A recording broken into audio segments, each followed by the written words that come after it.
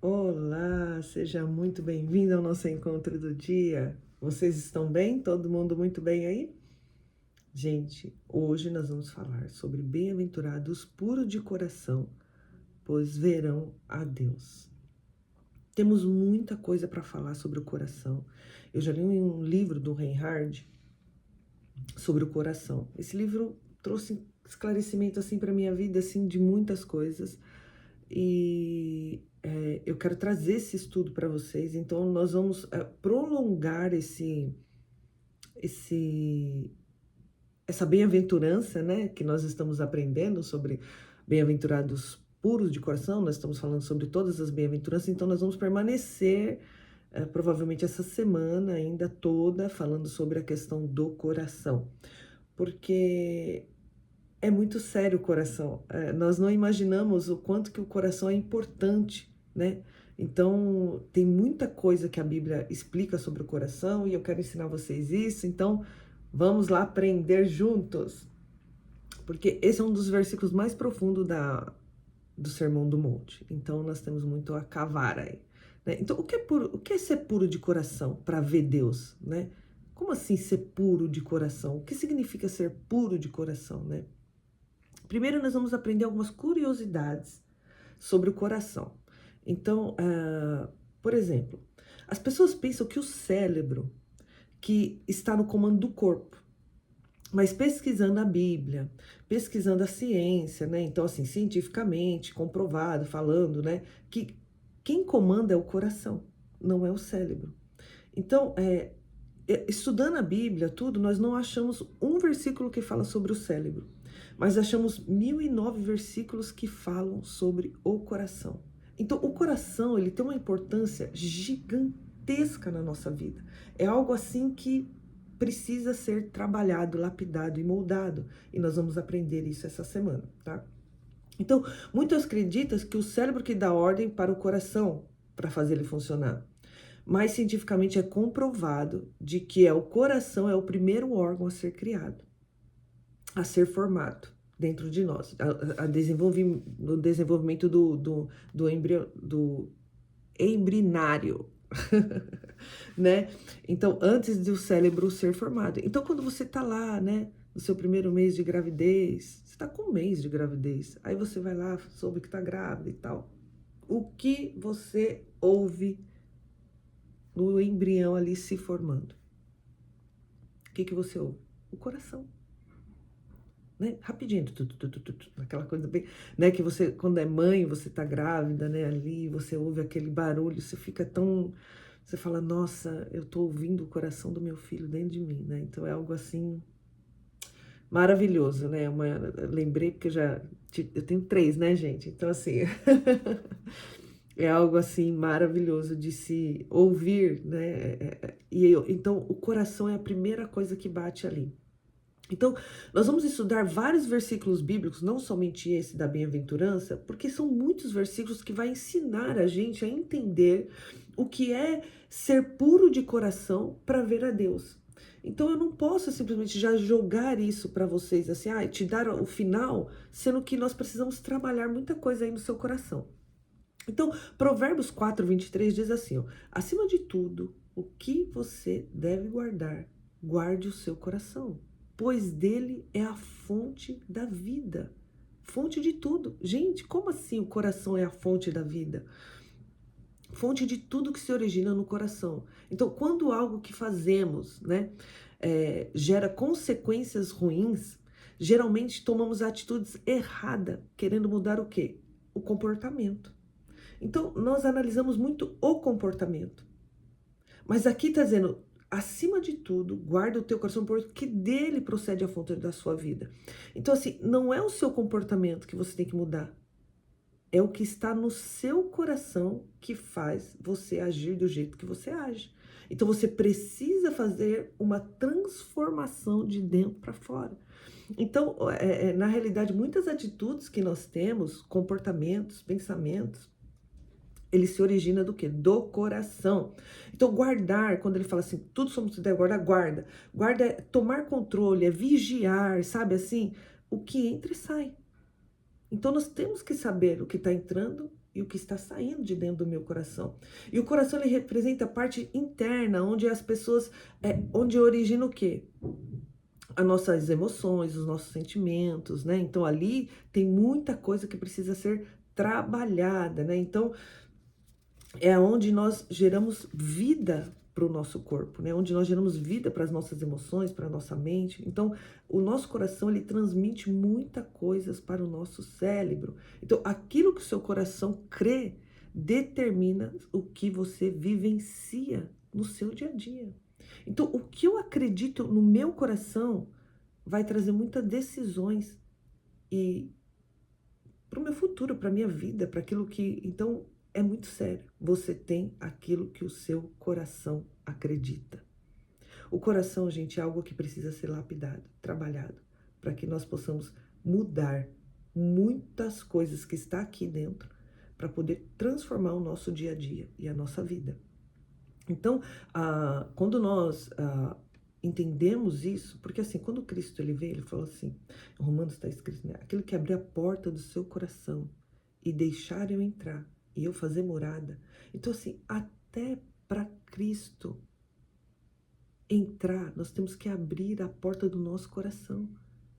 Então, o coração tem que ser aberto para Ele. Eu tenho que crer na verdade que Ele fala. Eu tenho que crer no poder da salvação. Eu tenho que crer que Ele morreu por mim e perdoou os meus pecados. Com o meu coração. E ali eu abro o meu coração e Ele entra dentro desse coração. Ele entra dentro das minhas emoções, trazendo umas verdades que me cura, que me liberta, que me sara. Mas para isso eu preciso crer e preciso fazer uma transformação de mudança dentro desse coração, dentro das minhas crenças. Então eu preciso quebrar muitas crenças ali que está impedindo de eu viver uma vida abençoada, de eu viver a bem-aventurança, de eu ter um coração puro para mim ver Deus em qualquer circunstância da minha vida. Porque a gente não consegue ver só Deus nas coisas boas. Eu consigo ver Deus em toda a minha vida. Até nos momentos ruins eu consigo ver Deus. Então, mas para isso nós precisamos trabalhar a crença do nosso coração. Então, eu só vou dar um exemplo aqui, só para você entender algumas coisas, tá? Quando você sente raiva ou estresse, né, se torna regra do seu coração, ele costuma transmitir isso para o seu cérebro, por exemplo. E aí vai desencadear formas de hormônios, né? Então, vários hormônios do estresse começam a ser desencadeados quando você tem várias crenças ruins no seu coração. E aí vem o quê? Pressão, diabetes, vem várias coisas ruins junto com tudo isso, com essas coisas que nós guardamos no coração, bombeamos para o cérebro e isso o cérebro traz quando nós ficamos no momento de estresse, de raiva o tempo todo, então o cérebro ele traz aqueles hormônios que vai trazendo todas essas coisas ruins para o nosso corpo. Então, colocar o coração em constante sofrimento emocional rompe o quê? O equilíbrio de todo o nosso corpo. Então, por isso que muitas vezes nós estamos enfermos, não conseguimos nos curar, porque o nosso coração não está bom. Os sentimentos que estão lá dentro não tá bom. Aí você toma um remédio e muitas vezes você está camuflando a verdadeira causa, que é o de um sentimento que está aí. Então, quando ficamos com raiva, sempre costumamos culpar o outro. Por exemplo, vou te dar um exemplo para você entender o que nós estamos conversando aqui. Por exemplo, quando você está com raiva, aí você vai culpar o outro. Você vai falar assim, o que aquela pessoa fez me deixou com raiva. Né? Então, você está culpando outra pessoa porque o que ela fez te deixou com raiva. Então, o comportamento da outra pessoa pode ser um estímulo à sua raiva, mas não a causa. Porque a verdadeira causa está guardada aí no seu coração. Então, na realidade, o que a pessoa fez estimulou o que está aí guardado no seu coração, que aí sim te trouxe a raiva. Mas muitas vezes nós culpamos o outro. Eu tô assim por causa do outro. Eu senti raiva porque ele fez isso. Mas não é a verdadeira causa. É o estímulo. A causa é o que está guardada aí dentro do seu coração. Então, em vez de nós usarmos o raciocínio para analisar mentalmente o que alguém fez de errado, nós devemos optar para ligar o que está dentro de nós, trazendo na nossa consciência o que realmente está me deixando com raiva. Vou te dar um exemplo para você entender o que eu estou falando aqui. Por exemplo, uma pessoa chegou atrasada. Você marcou um compromisso comigo e eu cheguei atrasada. Você ficou muito frustrada, muito magoada, porque você sentiu que eu fui desrespeitosa atrasando, né? Porque você queria aproveitar todo o momento ali, né? Então você sentiu que eu fui desrespeitosa com você. Então você vai culpar o meu atraso pela sua tristeza, porque você está chateada. Agora, veja bem, aquele dia foi terrível para você. Você, sabe, precisava de meia hora antes de me encontrar. Você precisava de meia hora, sabe, assim, de colocar sua mente em ordem, para poder ter essa conversa comigo e tal, né? A gente marcou e eu atrasei meia hora. Você vai ficar super... Nossa, ainda bem que ela atrasou meia hora, meu. Graças a Deus que ela atrasou meia hora. Ainda bem, porque eu precisava dessa meia hora para mim, para me colocar minha cabeça em ordem antes da gente iniciar outra conversa e tal. Você tá vendo que, na realidade, as minhas necessidades que trazem a frustração. Então, quando eu tinha necessidade de que você chegasse no horário, porque eu queria aproveitar todo o tempo, eu fiquei satisfeita. Eu fiquei triste, eu fiquei frustrada. Agora, quando a minha necessidade de precisar ter meia hora, porque realmente eu estava precisando, essa necessidade foi atendida, eu amei que você chegou meia hora atrasada. Então, olha como as nossas necessidades dirigem a nossa vida. Aquilo que são coisas que, dependendo do que eu estou passando, dependendo do que eu estou precisando, eu vou sentir raiva ou não. Né? Você já percebeu isso? Tem coisas que uma vez já te deixou explosiva e a pessoa depois fez às vezes a mesma coisa, outra pessoa fez a mesma coisa e você não se explodiu com aquilo ali. Porque às vezes não era uma necessidade que você estava precisando ser atendida ali. Então olha como nós temos que ter um autoconhecimento dos nossos sentimentos. Então, para continuar aqui, vamos continuar estudando sobre isso. Eu quero só te dar uma dica para a questão do seu sono. Aqui, ó.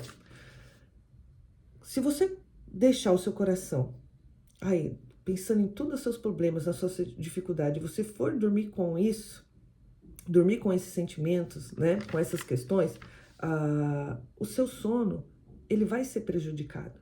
Então, nós temos que pensar, analisar o que nós estamos levando antes de dormir. Então, pense em coisas boas, coisas positivas, para você poder ter melhor qualidade do seu sono. Você tem aquilo que o seu coração acredita. Então, se você vai dormir acreditando em todas essas coisas ruins que você está passando e você está vivendo, você vai acordar mais cansado ainda do que você foi dormir.